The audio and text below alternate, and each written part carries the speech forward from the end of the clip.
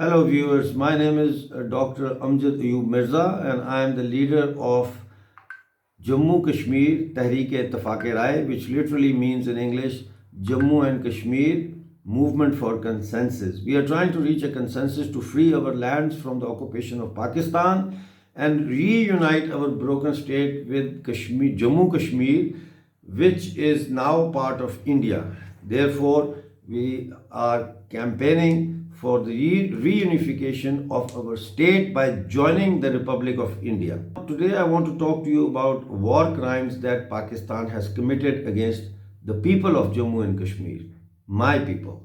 What is war crime? War crimes constitute of three things. Firstly, war of aggression. Number two, crime against humanity. And number three, crime against peace. Now, on the 22nd of October 1947, Pakistan launched an unprovoked attack on the state of Jammu and Kashmir. The 1948 UN resolutions have categorically labeled Pakistan as the aggressor. Number two, crime against humanity. Pakistan, after occupying our state, has committed a genocide of non-Muslim religious minorities. More than 100,000 Hindus and Sikhs were massacred between 22nd of October 1947 and March 1948. So these people were massacred and butchered by the Pakistan invading army. And number three, crime against peace. Crime against peace is obviously when they attack our land and they start butchering our people, they tilted the balance of peace towards continuous and perpetual tensions in the region that eventually provided for the grounds to facilitate terrorism by setting up terrorist jihadist training camps all over the occupied territories and several places inside Pakistan as well. But let me come back to the war crimes that Pakistan has committed against my people. So I will start with the Operation Gulmarg, Gulmarg. This Operation Gulmarg was the code name of the attack that Pakistan launched on our state on the 22nd of October 1947. They had hired mercenaries from the tribal areas bordering Afghanistan for, at that time, 300,000 rupees. They had promised them to pay them 300,000 rupees. When these tribal invaders with the Pakistan army arrived in the state of Jammu and Kashmir, the Pakistan army refused to pay them and said that you can plunder these local people, their cities, their villages, their towns. There's a lot of gold here. So what then the tribals did is they started looting and plundering people's houses, shops, and their godowns, and they took all the gold away. They took money, cash, anything that was movable, they took it. And not only that, but they also kidnapped thousands of our women, and they then kidnapped them and then they took them to the city of Rawalpindi and Peshawar and other places, and they sold them. And those women were never found again.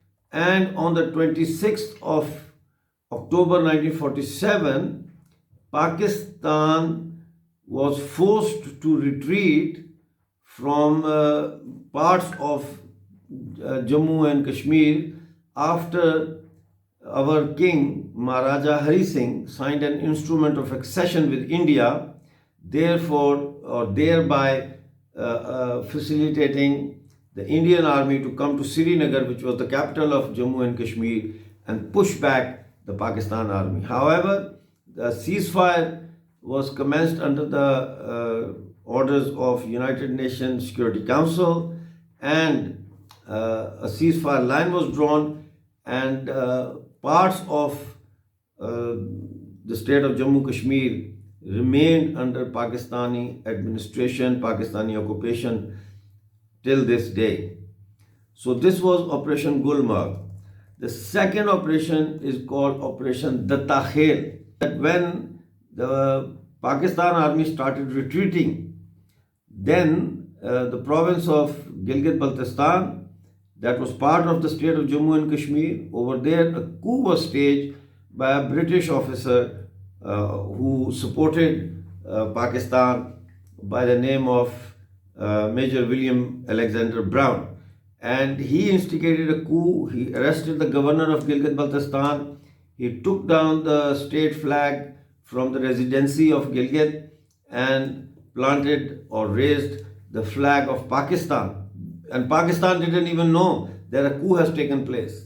At the time, the capital of Pakistan was Karachi. So through Peshawar, they sent a telegram to Karachi that Gilgit Baltistan has been taken over, and Gilgit Baltistan was then forcefully acceded to Pakistan. To this day, the people of Gilgit Baltistan have never accepted that occupation. So when I talk about liberating my people, I'm talking about Pakistani occupied Jammu Kashmir, which includes Gilgit Baltistan, bordering China and also bordering Central Asia. That was Operation Dattakhel. And then there is Operation Gibraltar. Now, Operation Gibraltar was conducted by Pakistan, and what they did is they infiltrated Pakistan army soldiers as dressed in civilian clothes into the Indian Kashmir, and they tried to provoke a fake uprising and capture parts of Indian Kashmir. It was almost like the Bay of Pigs incident.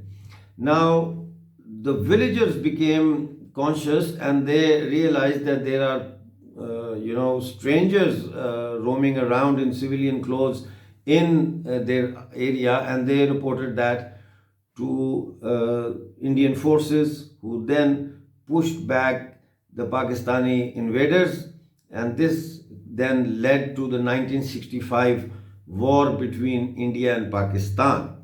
So this was Operation Gibraltar. Followed by Operation Gibraltar then was Operation Topac. Now, Operation Topac was an operation that was conducted by the late General Muhammad Ziaul Haq, who was the dictator and architect of Afghan Jihad in the 80s. The purpose of Operation Topac was to disintegrate India from inside, to use the whole spy network inside Kashmir and Indian Kashmir, and instigate violent acts of terrorism to destabilize that region, and that started in the 1980s. Operation Topac then led to the 1990s genocide of Kashmiri Pandits, who basically were Kashmiri Hindus living in the Indian part of Kashmir, and there was a massive exodus on the 19th of January 1990, where about 500,000 Kashmiri Pandits were forced to flee for their lives, and to this day they remain internally displaced people in India. Several Kashmiri Pandits have been killed violently since then as well, and every year Kashmiri Pandits are targeted regularly by Pakistani sponsored terrorists inside the Indian Kashmir territory. So this is Operation Topac. Then there was Kargil War, an unprovoked attack on the Gilgit-Baltistan side of the state of Jammu and Kashmir, which is occupied by Pakistan, took place under the leadership of the former president who then was the army chief of Pakistan Army, Pervez Musharraf. And this Kargil War started on the 3rd of May 1999, and it continued till the 26th of January, which is called the Victory Day for India, because India then pushed them back out of Ladakh. During this period, a lot of casualties took place. So these are some crimes that Pakistan has committed against our people, and I feel obliged to inform you that despite Pakistan's efforts to destabilize this region and to convert this into a training ground for Islamic jihadist radicals and terrorists and suicide bombers, and then supply them to different terrorist organizations all across the world, and also bring in terrorists from across the world, jihadist terrorists, to Pakistan and train them. We are fighting against that. We need your support. Please share this video. Inform your people about the war crimes that Pakistan has committed against my people and also against the general global population. Thank you very much for watching.